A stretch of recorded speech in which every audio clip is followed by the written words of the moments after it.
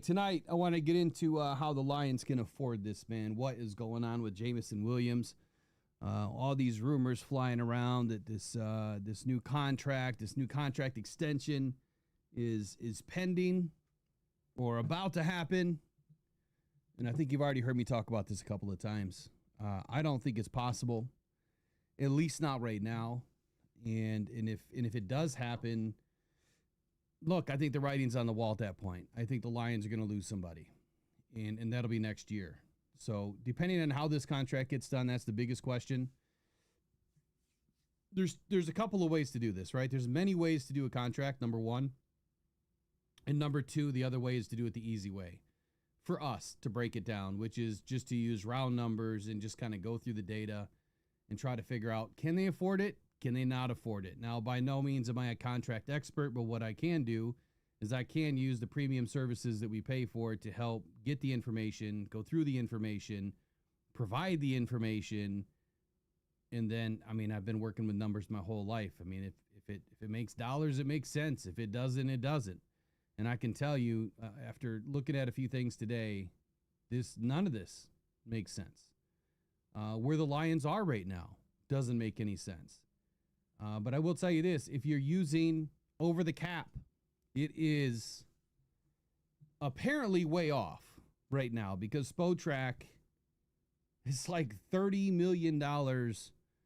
Well, the Lions are $30 million richer in 2026, according to SpoTrack or SpotTrack or SpotRack, whatever you want to call it. I call it SpoTrack just because I do. And I'm probably not going to change that. So anyway, let me get the chat open. You guys know the deal, man. Do me a favor, like, share, subscribe to the channel. If you want to see this channel grow, we would love it. It helps us with the algorithm. We're going to continue to try to get more and more content out as the waning weeks wane on, and we wait for training camp to hit here in what, 6 weeks or so, 7 weeks, something like that. And if you haven't picked up your Faygo cream soda, I'm telling you, this is one of the best cream sodas out there. Really good stuff. So how's everybody doing tonight? What's popping in your land? At some point I'll have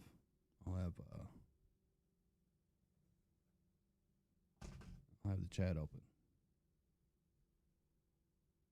You know what? I'll just use it off the phone tonight. We'll just do that. Better plug it in. All right. So as far as plugins, we should be dialed in tonight to take some phone calls. I'll let you know when I'm ready to do that. And I want to hear obviously what you guys think about the Jameson situation. But it's not just Jameson, right? It's not just him. It's everybody. It's the entire 2023 draft class. Right? 23, 24, 25. Yeah, it's the entire 2023 draft class that we're talking about, that signing Jameson to an extension, signing Aiden to an extension this year would really screw all of that up. Now, an extension is an extension, right? It's an extension beyond your current contract. Sometimes in the NFL, you hear what is called a restructure, where they restructure, every year of the contract. Maybe add a couple years to the contract. You've got entire rewrites, which are extremely rare, that you see a contract that is just shredded and redone. Doesn't happen very often. But in this case, we're talking extension. And Riley brought it to my attention the other day that Jeff Risdon had mentioned that he was very, very, very extraordinarily positive or something to that nature, that this contract was going to get done. This extension was going to happen. And I'm not calling BS on Jeff. I'm just calling BS on JMO getting a contract right now. It doesn't make sense. I don't think he's done enough. I really don't. But I've got some stats and some facts lined up for us tonight. Couple of things that we're going to go over tonight. We're going to talk about Jahmyr Gibbs and JMO. We're going to talk about the Tesla comparison. We're going to talk about Dominic Lovett and how does he fit into that wide receiver room. Obviously, contracts is the theme of the night. We're going to talk about Kirby's contract and how does that line up for Brian Branch? Is he going to get Kirby money or more than Kirby money? We're going to use the Myles Garrett contract for Aiden Hutchinson. T. Higgins, well, I think that he is the best contract comparison for J-Mo, especially when you look at the situation that Jamar Chase and Higgins are in, and Amon-Ra and J-Mo are in. It's almost, two peas in a pod. And I keep hearing this excuse. The salary cap keeps going up so we can pay everybody. That is so false, it's not even funny. It's not false that the cap's going up, right? That will happen. It was the second part. We can pay everybody. It couldn't be further from the truth. Now, Brad can get as unique as he wants to get with these contracts. And, he can play with them all day long to, rob Peter and pay Paul and kick the can down the road. But at some point, between all those void years that you added to everybody's contract, you got to pay the piper, right? He's coming to collect. And when that happens, that's when you start to lose players because you want to renegotiate. You want to get them to take less, or you're going to have to ship them off, and you won't get what you want for them because teams know that you're in a bad way. The biggest problem that we have facing us right now, facing us being the Detroit Lions fan base, and I think the Lions organization, is 2026. It's not even 25. It's 2026. Jared Goff, as much as I love the dude, is about to get paid $69.4 million in 2026. Double, more than double of what he's going to get paid this year and last year and the year before. That's a big number. So the reason why I just brought that up is because when I hear the cap's going up, we can pay everyone. Forgive me. I don't remember the exact number it went up this year, but it wasn't quite 30 million if my memory serves me correct. Jared Goff's numbers going up more than 34 million, more than 36 million in 2026. That's more than any of the cap raises that the NFL has seen in the last 2 seasons. So make it make sense. If the cap goes up 35, Jared Goff's new cap number is still higher compared to what the cap is this year and what it'll be next year. Granted, yes, the Lions have some money right now, but that doesn't mean that that money's not spent next year. And the reason why I say that, you got to remember that the Lions just signed Lee McNeil. Amon-Ra St. Brown. His contract is yet to really take its full grasp on the Lions, purse strings, but it's about to.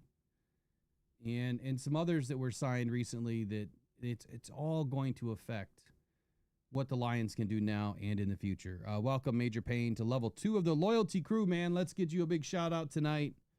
I apologize if I've missed some. I just saw a member for 9 months. It flew by, but I missed it. Who was that? J-Rod. J-Rod, congratulations being part of the loyalty crew for 9 months. It says, please smash that like button, everybody. Share, subscribe. Lions content and family. Appreciate you, J-Rod. Major Payne. Let's get you in the house, man. Let's get you lined up with something. Give me 1 second, my man. Well, first, I got to ask you, are you positive that you want to be a member? You sure about that? You sure about that? You sure about that? Because I do like to push the envelope quite a bit. I'm just kidding. But I'm not. Really, I'm not. Here we go. Let's get you lined up with, well, we're talking about J-Mo tonight. Let's do some J-Mo. Looks, throws. It is complete. There goes J-Mo right side. He's got the angle to the end zone. 25-20, 15-10, 5, end zone. Touchdown, Detroit Lions. J-Mo flies into the end zone, and the Lions extend their lead. All right, before I get going, big shout out to all the members, the mods, everybody that makes this fun each and every day. They do a great job at controlling the riffraff, but also just making sure everyone has a good time, remind you of things that are popping off with Rockhound Detroit Lions and the Rise and Grind Morning Show. And they do a wonderful job. And I can't thank you guys enough. So some things are going to be coming your way. I went shopping yesterday for a few things, and some things are going to be coming your way soon. So gotta thank the mods, man. If you have a channel and you don't thank your mods and you don't send them something, shame on you, because that's what it's all about. They put their work in, constantly, and I would say 99% of them don't get paid. They do this out of the kindness of their heart, and it's amazing. So all right, now I've got the chat open. Wanted me to re-sign in. There we go. Okay, I'm just going to get rolling here. It's going to be a lot of information. We're going to do some of it live, which you guys know I don't like to do stuff live because it never goes the way that I like it to go. Sometimes it does, but this is just a ton of info, and I feel like there's no real good way to do it. Some stuff's just going to be way too, over the head. And some things are just not going to line up. Doing contracts will never line up unless you sit down and make your own Excel spreadsheet and go through it. Because over the cap or spot track, their systems aren't perfect. They're good, but they're not perfect. So, first on the list, can the Lions sign everyone? That is the biggest question. And I'm going to tell you, I don't think so. And as much as I want everyone to stick around, I would be lying to you if I told you that it was going to happen. And I know that's not what you want to hear before the next season, but we don't have to worry about this season. In matter of fact, we don't have to really worry about next season. And I'm going to show you a few things that maybe will open up your eyes a little bit to see, just how good Brad and Dan really have this team in a good position right now. As soon as I can get that pulled back up.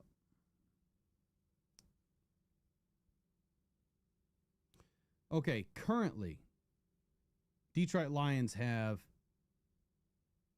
92 players under contract. I'm not sure why it says 92 on over the cap. I don't think that number is correct. I think we only have 88. I think we're too shy of 90 right now. That's why I try not to use OTC a whole lot anymore. All right, here we go. Take a look at the screen. If you guys are just listening tonight, take a look at the screen. I'm going to throw it up for you.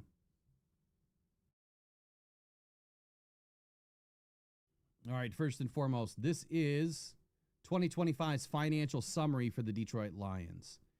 And currently, the total cap, $290,759,190 is what's being spent this season. Now, I think that's over the cap. To be honest, I think is the cap 295 or 294 this year? I don't remember. But the Lions had an injection of money from a rollover last year, so they're able to spend above the cap this year.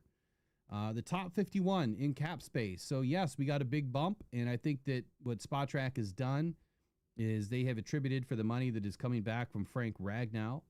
And right now the Lions are sitting at $48.626 million, so just under $48.7 million on the season. And I know what everyone's saying, and I've been hearing it. I see the clickbait crap all the time. Go out and sign a defensive end. Go out and sign this guy. Go out and sign that guy. Well, wait till next year, because you're going to be saying, how are we going to sign the guys that we have on the roster when you take a look at what's happening with the cap space? $24.26 million in dead cap. That number is too big. I don't know why the Lions' dead cap number is growing the way that it is right now. Honestly, I haven't had the time to take a look as to why. But there you go. There's the number, top left of your screen, where it says active roster. It says players, 88. We have 88 players under contract currently. So that means that Brad has left 2 slots, at least according to SpotTrack, right? That there's 2 slots open for training camp, according to SpotTrack. Now, I haven't taken a look at the roster today, so I don't know what's being projected out there as far as who's on the roster and who's not. That stuff can change daily, by the minute. I just haven't had a chance to take a look at it, so I couldn't tell you. I do not see Frank Ragnow on this list. So again, that makes sense as to why our cap number has gone up. So let's take a look at 26 for a minute. So this is where things start to change, but this is good news because right now we have 88. Soon that number will be driven down to 53 at the end of August. But take a look at this. This should give you guys a breath of fresh air, kinda, right? The big gasp is the cap space. The Lions are almost 15 million in the hole. Now, there you go, top left of your screen there. And over the cap says it's like minus 44 million. That's a big mistake, right? That's a bunch of money that's not being attributed somewhere. Next year's dead cap right now is only sitting at 3.6 million. Now, I know that we had some dead cap this year from Zadarius Smith. I think it was like 5.7 or something like that. But having, negative 15 million, we'll call it, in cap space. But look at this number. Players. We already have 47 players signed for next year. That's the biggest number I have ever seen on a roster for the next year. That means that we literally only need 6 guys to fill up the roster for next season. Well, 6 plus the practice squad. But you get what I'm saying, right? This year, I think we entered the season, the off season, free agency, after everybody was, kind of cut, released, let go, and signed. I think we had 33 before free agency, if memory serves me right. And I think that the year before we had around 27 in 2023. So the Lions have done something right. They have a lot of guys signed. Obviously, we have an incoming freshman, class this year, the draft class. And that added a few bodies. But 47 signed that's a big deal. So I'm not sure if this number, now I reached out to the guy at Spotrac today, have not heard back. I don't know if this cap space number includes the potential rollover from 2025. Right now, sitting at 48 million, let's just say 30 million of that's not spent. Okay? That puts us at 15 million in the positive in 2026. And then let's say the cap goes up 30 million. Well, that gives us $45 million for next season.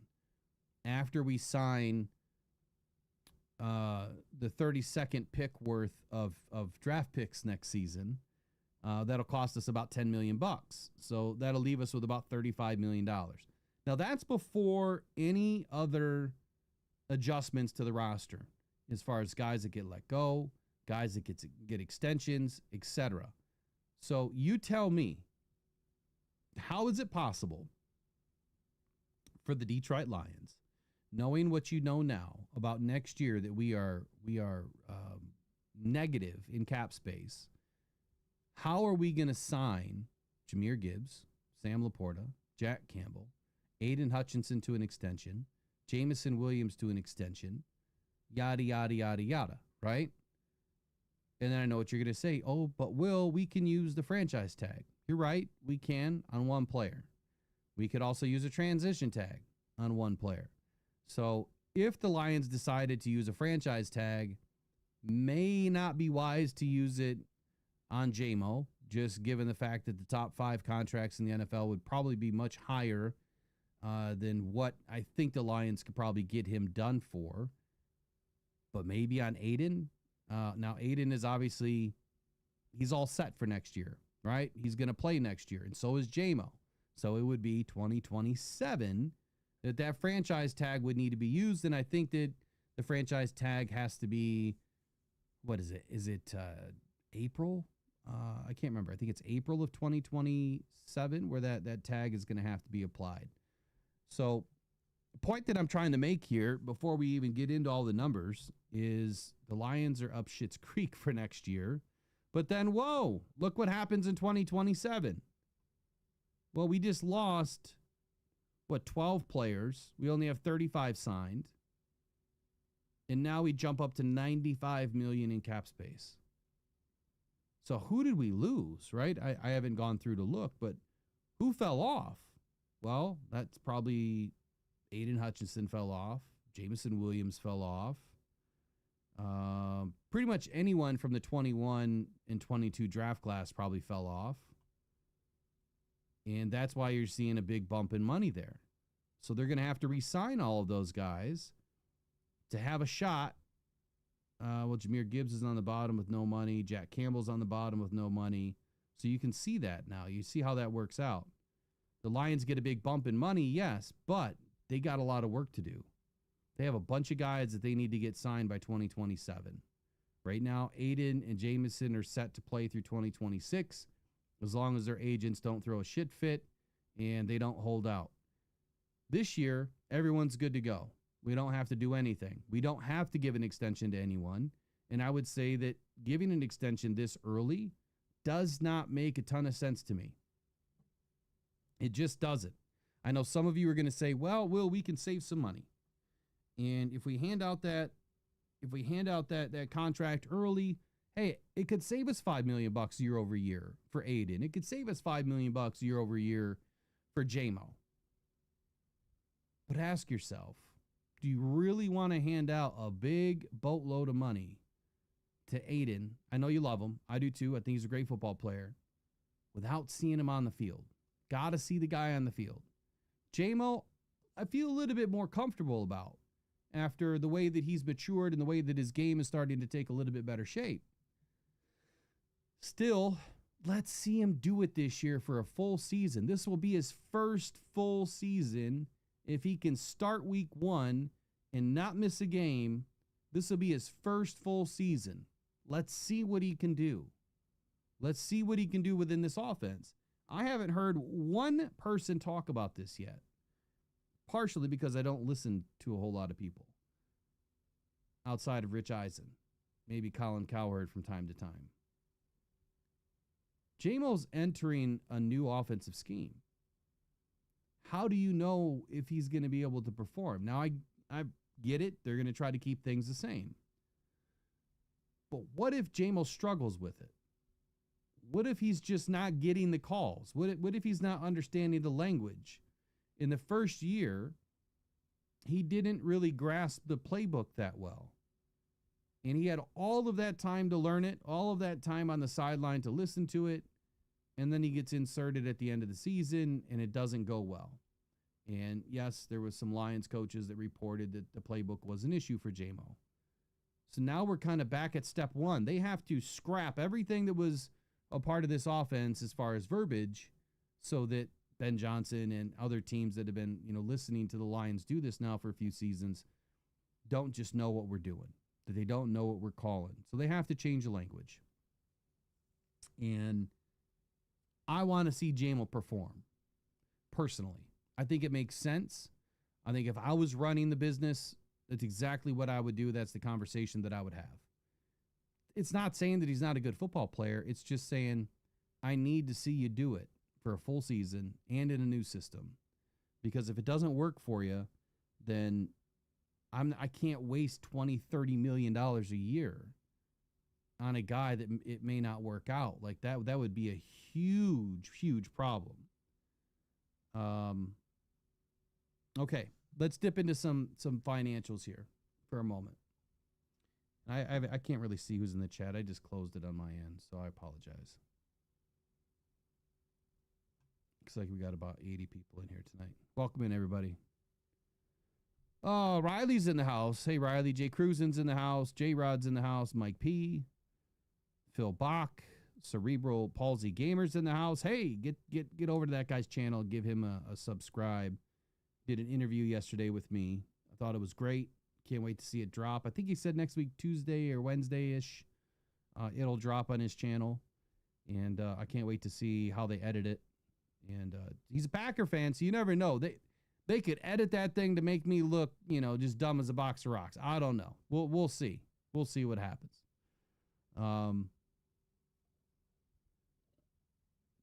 One Major Pain says he went and subscribed. Appreciate you. What up, Bobby? How you doing, man? Let's see. James Hillman's in the house. What else is in here? Quick break here. Trace, I know you're in here. Art Vandalay. Brady Coffee. Brandy, how much time is left before training camp? Did you already put it in tonight?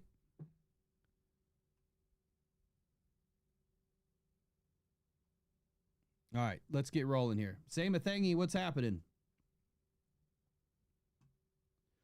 So I think I'm going to start with, I guess we could start with J-Mo, since I guess he's the main character in tonight's show. So looking at Jameson Williams' contract right now. Let me throw it on the screen for you guys.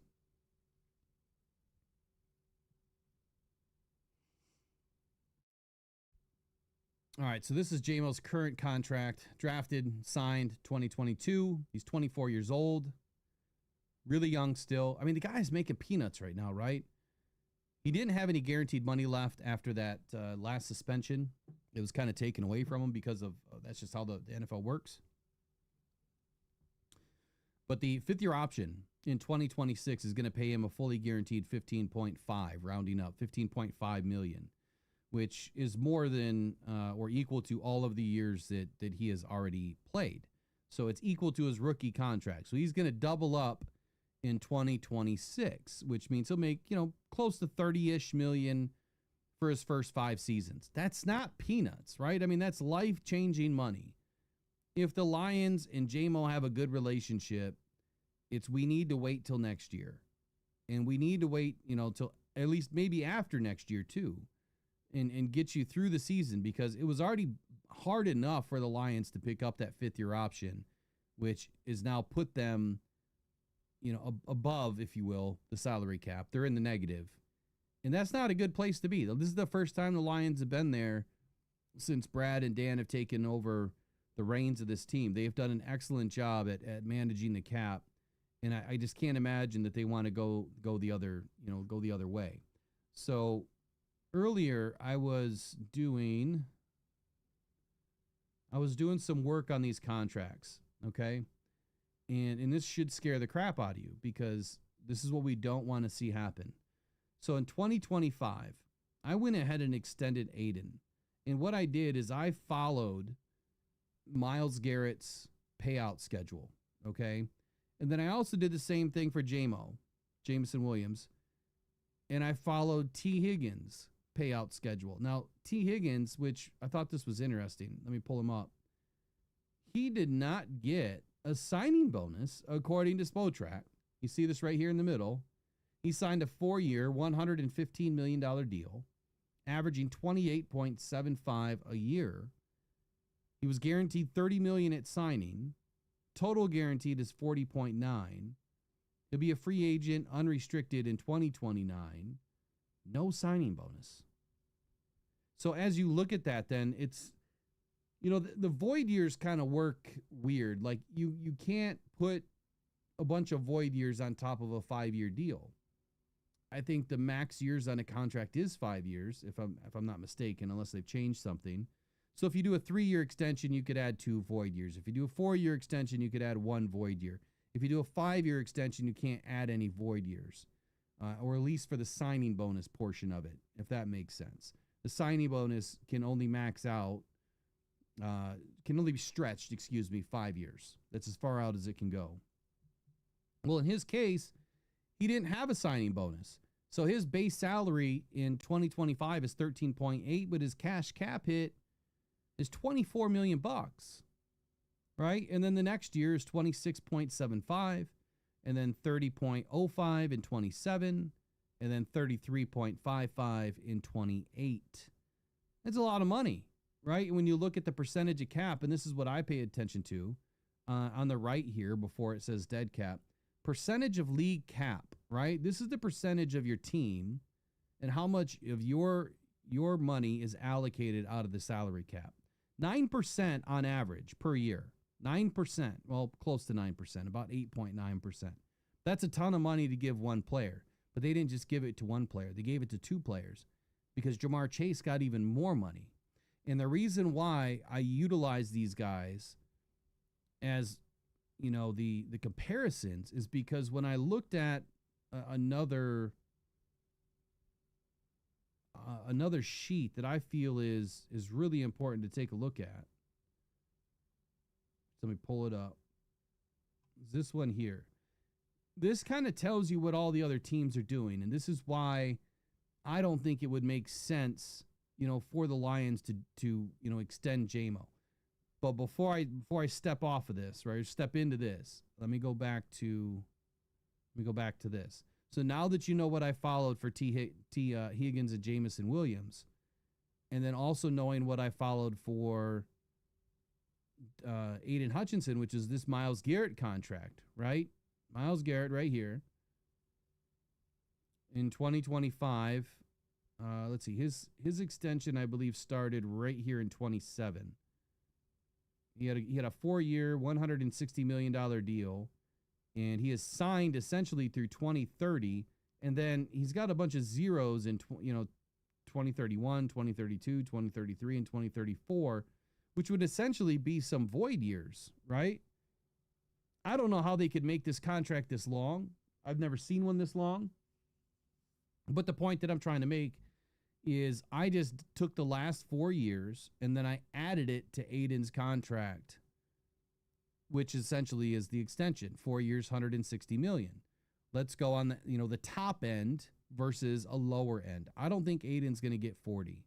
Even if he has a banger of a year, I don't think he's getting 40. So let's go back to this one.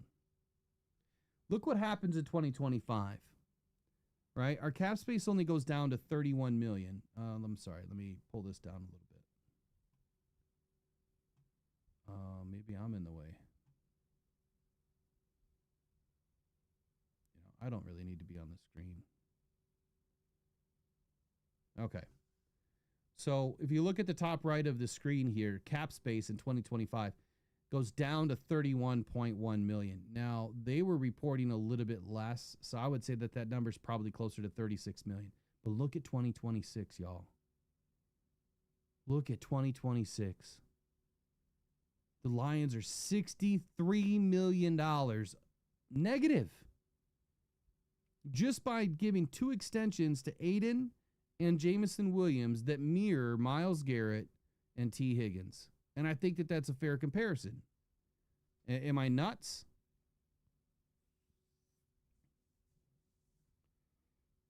Yeah, Brent, that was totally different with Patrick Mahomes. I don't remember all of the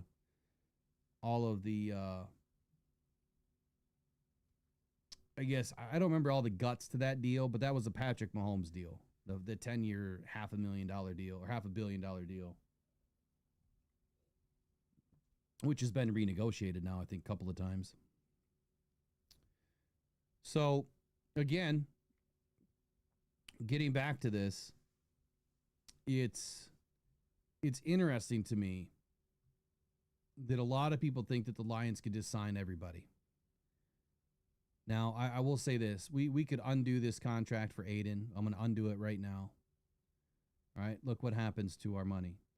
We go down to minus 58 for 2026. So we only gained $5 million back because of his roster bonus. Let's undo JMO. And now we're at 54. We're 54 million under.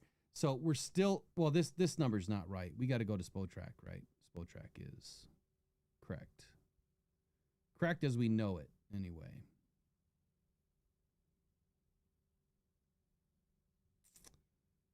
Which would be minus 14 million in 2026.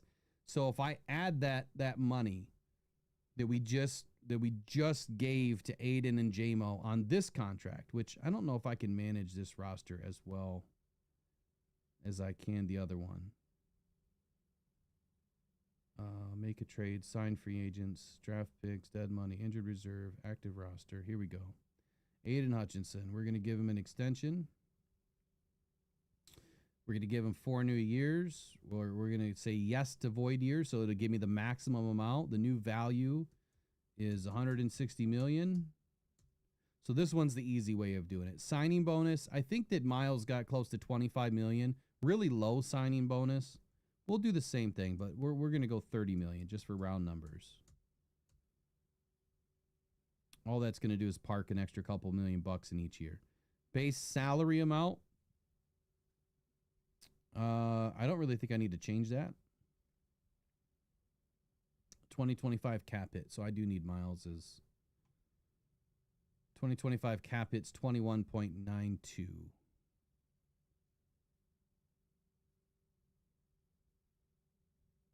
Oh, I can't change that. Base salary. Let me go back to Miles.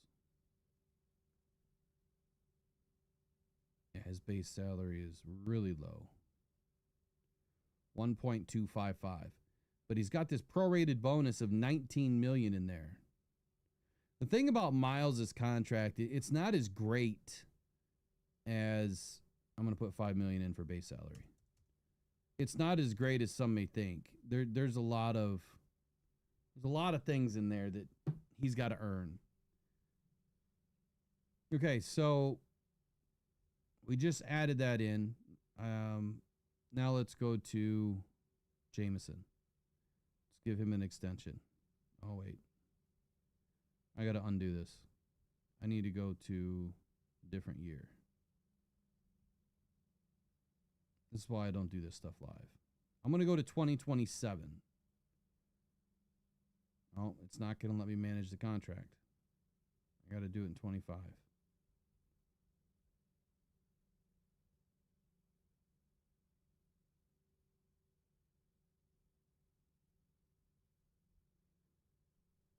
All right, I won't mess with this one. I don't like Spotrack's way of doing it. You get the point. So let me go to the rest of the guys here.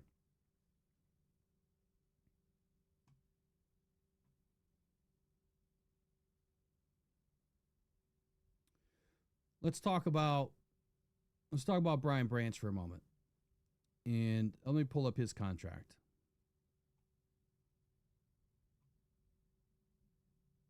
Now, we know that Kirby Joseph is obviously the guy to compare him to for a new contract. I mean, I don't know who else that we would really compare him to, because I think that Kirby just kind of reset the bar, right? I mean, is he the highest paid safety now in the league, or one of?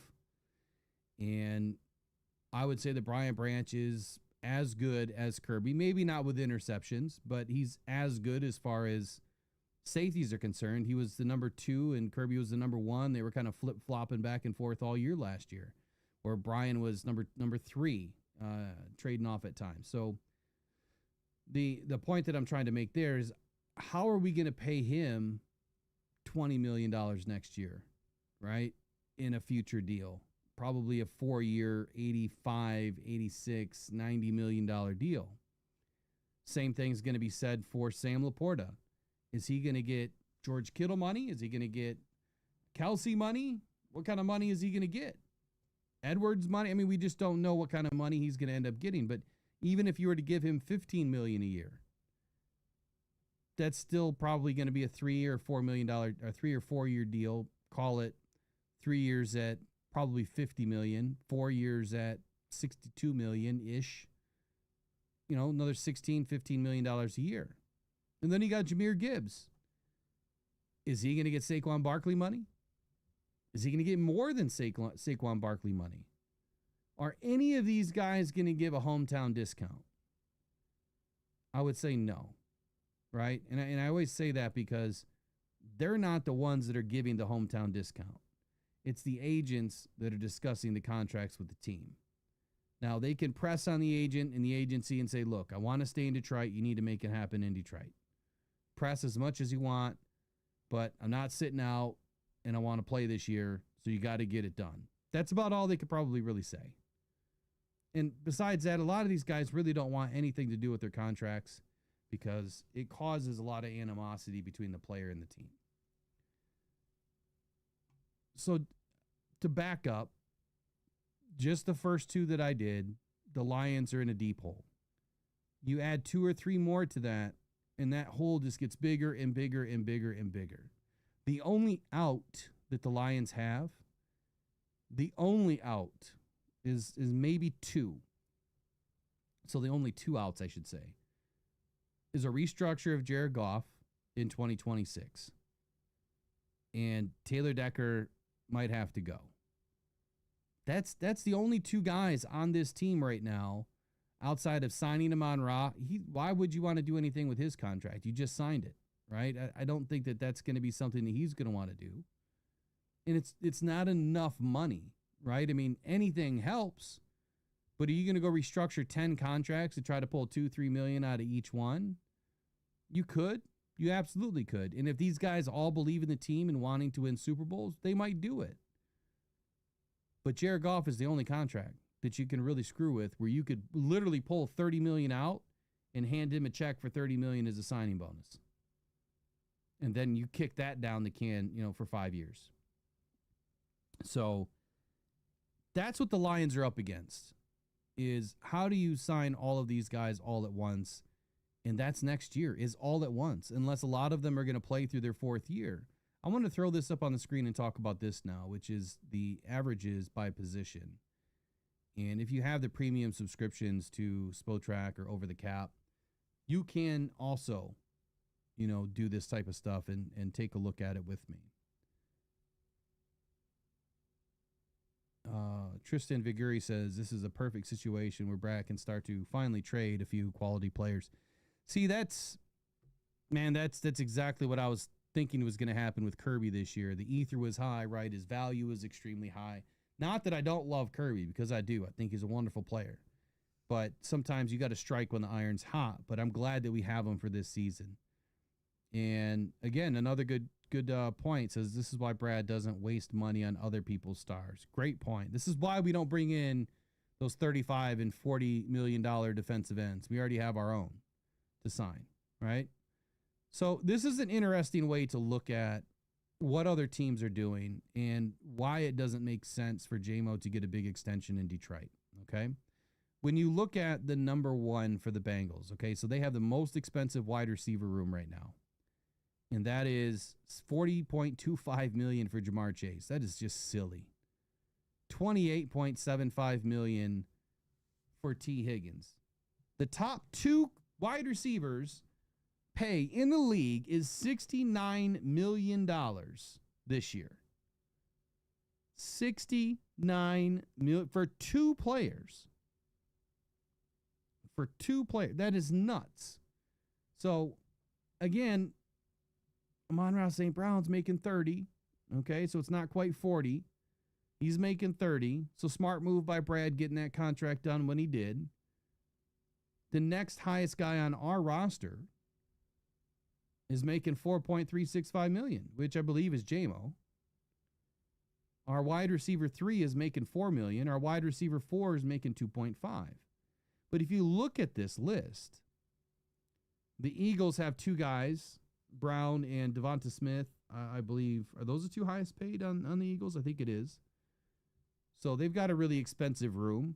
Their top two is making $57 million this year. Their top 3 is making $60 million. There's not a whole lot of teams in here paying two guys big money. You got Tyreek Hill and who's the other? Was it Waddle in Miami that are making the top 2 money? So that's $58 million this year. Texans, not so bad. I think that's what, Nico Collins and who's the other guy? I'm drawing a blank.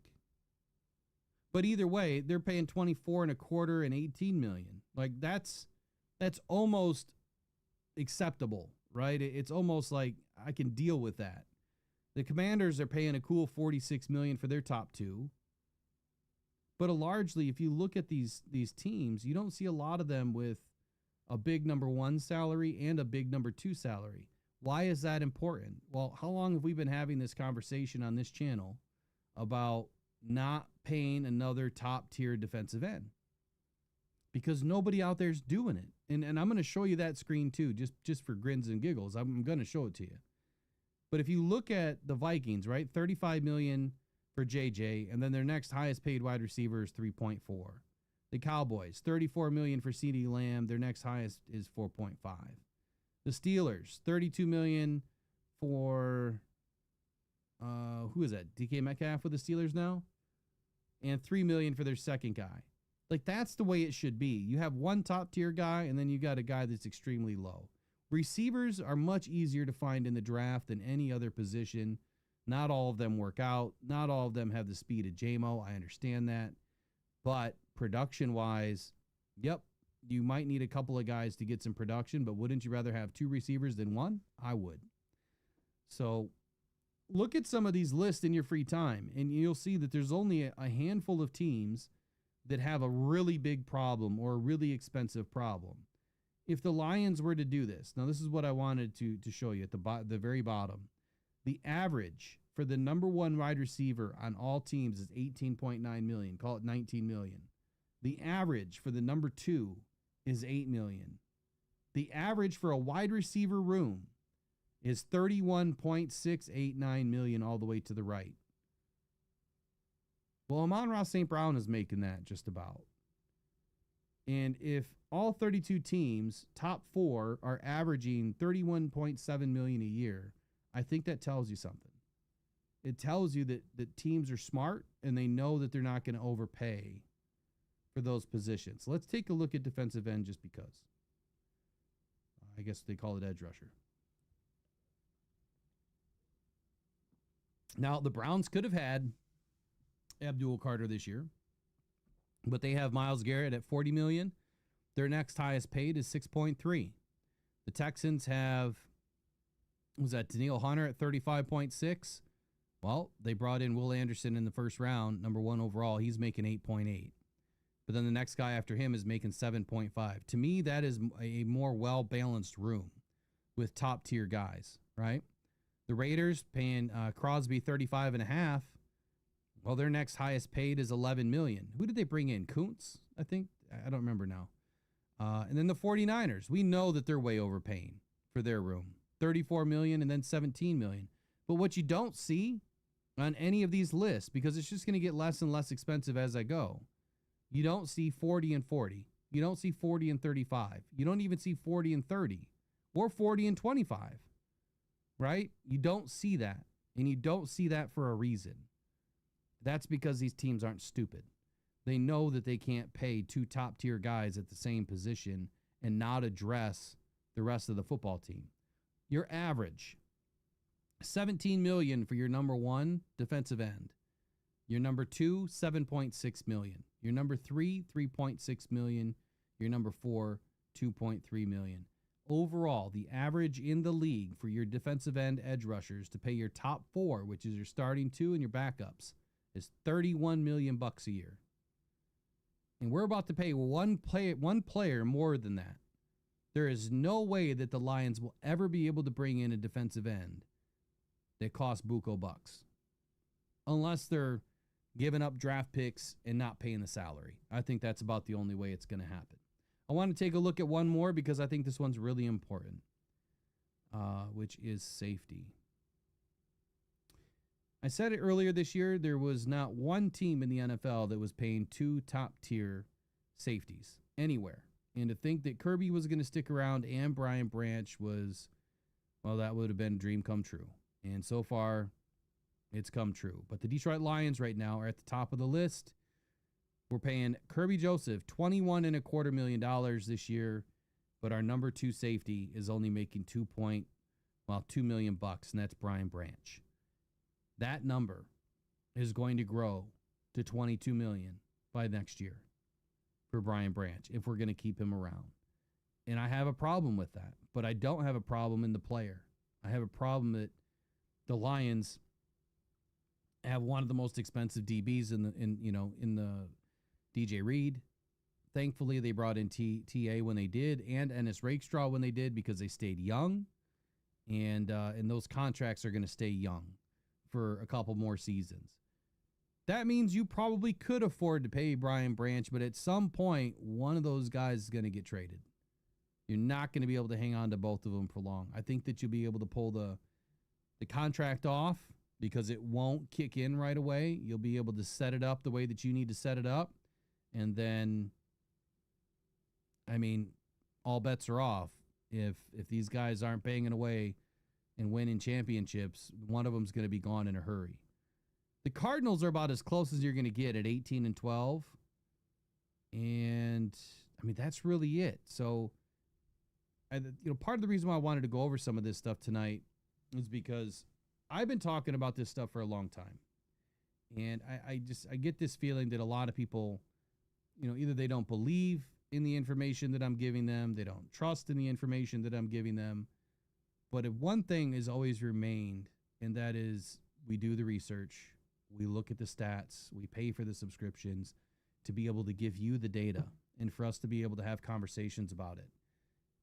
So far, all of the data is lining up to show us it would not make sense for the Lions to pay Jameson Williams top tier money unless they can figure out a way to make it work for a season, and then they're going to have to reevaluate the next year.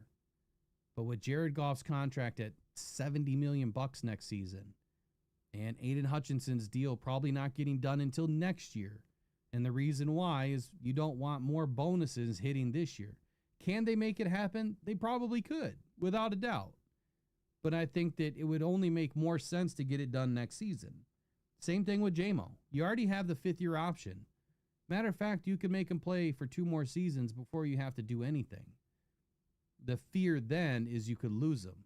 And if you're okay with losing him, you let him play through the 5th-year option. If you're not okay with losing him, you better get him signed before next year's free agency period. Not because we're in fear of losing them, no. But players and coaches talk around that time, and you don't want them talking. So I think that if a deal is going to get done for these guys, I think the absolute latest that it's going to happen is before free agency tampering period of next season. That's just my thought. I can't imagine, when you hear other people say that they're very confident about a deal getting done, looking at the numbers, where would you find confidence? I don't see any confidence in those numbers. I see a team that has been drafting the right way, bringing in some really good football players who have amassed, a lot of all pros and Pro Bowls, and now it's time to pay. So it's either time to pay or time to trade. So thoughts, you guys tell me. I wanted to go through more. Let me turn these ads down a little bit. Looks like we're getting killed. I wanted to go through this a little bit more and get a little bit deeper, into this stuff, but really it's just conversation. When I think about J-Mo, there's a guy that sticks out in my brain, and that's Devonta Smith. A guy that has played extremely well at every level. Some think he's better. Some think that he is better than J-Mo. I think that he's very close. I think that he's better right now simply because of the way that he goes about his business. The dude shows up in big-time moments. He's won 2 championships with Bama. He had a game-winning TD in overtime in 2017 and then the 2020 championship. He set records with 12 receptions, 215 yards, and 3 TDs in that championship, and then scored a TD in the Super Bowl this last year with the Eagles. The dude always shows up big time. You can always count on him. My question to you, if the Lions ever had a shot to trade for Devonta Smith, would you do it?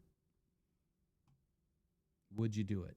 And out of all the guys that we're talking about tonight, Jahmyr Gibbs, I didn't go through that list. Let me go through that list real quick. This one's a bit shocking. I should probably close some of these other ones. I got like 50 screens open.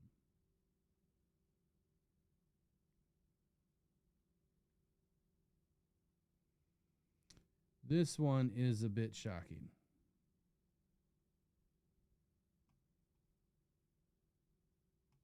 The running back position, it's obviously needed, right? And the Lions are, they're in good hands right now.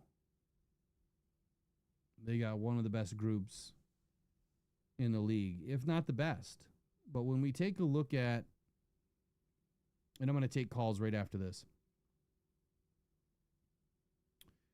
When we take a look at all of the other teams and what they're doing with the running back position, Saquon Barkley is making $20.6 million this year. 20.6. He's number 1. But their backup is only making 1.4. Less than 1.4. 49ers are overpaying for a very well-aged running back over there. 19 million for him this year for Christian McCaffrey. Ravens, I think they got a steal at 15 million for Henry. Colts, 14 million for Taylor. But when you look at the Lions, we got an absolute steal right now, only paying 9.1 for Jahmyr Gibbs and 4.5, 4, whatever it is for David Montgomery. But what's going to happen after this year? It'll be year number 3 that Jahmyr Gibbs is going to have a hell of a season. He's going to be entering the last year of his contract. That is a player that you have to keep.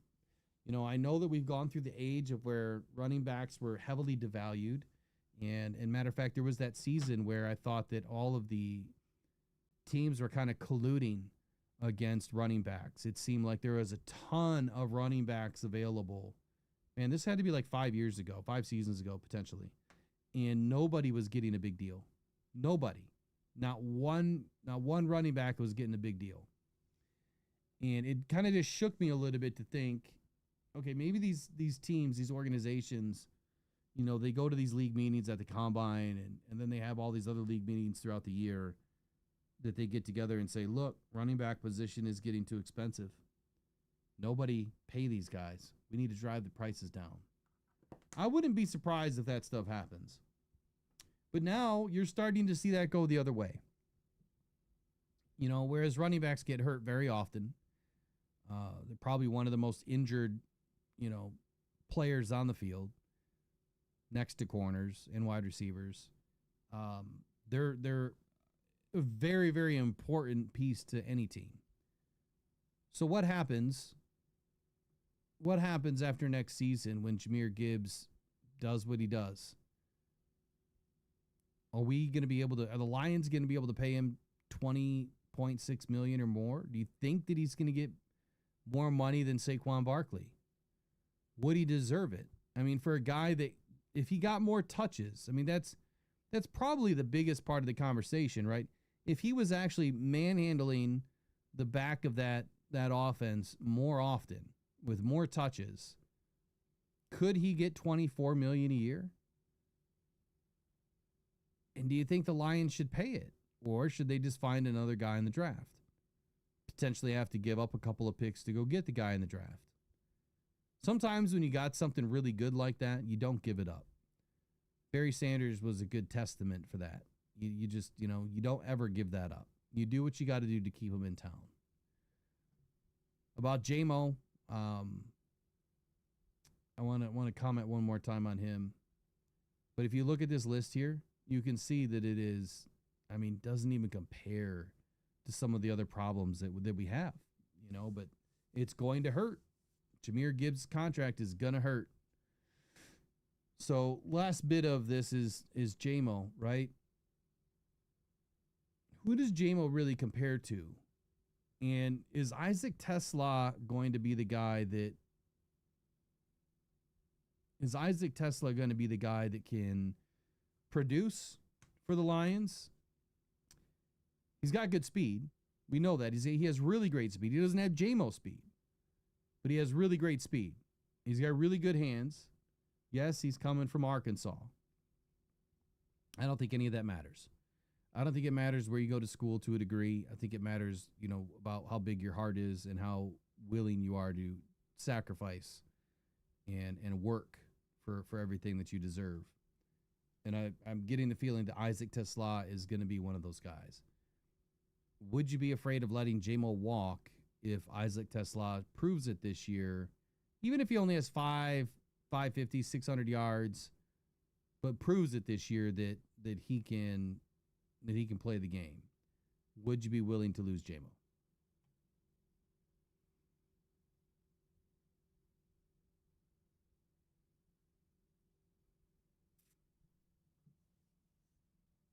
All right. Yeah, I hear you, Maureen, man. It's kind of the wait and see approach. Nick P says Kirby is versatile like Branch, but I don't want a bunch of Swiss Army knives all over the secondary. I want a true safety protecting the back end. I kind of like having all these Swiss Army knives I think it's really good to have versatile guys back there. You know, when you have injury, these guys can step in. You know, they can step in and play just about any position.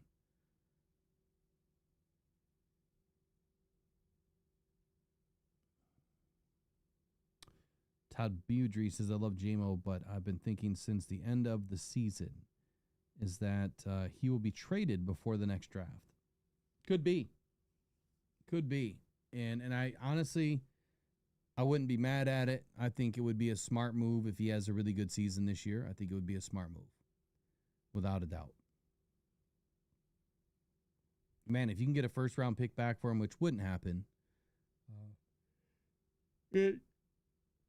it'll put you in a position to go grab another really good wide receiver in the next draft.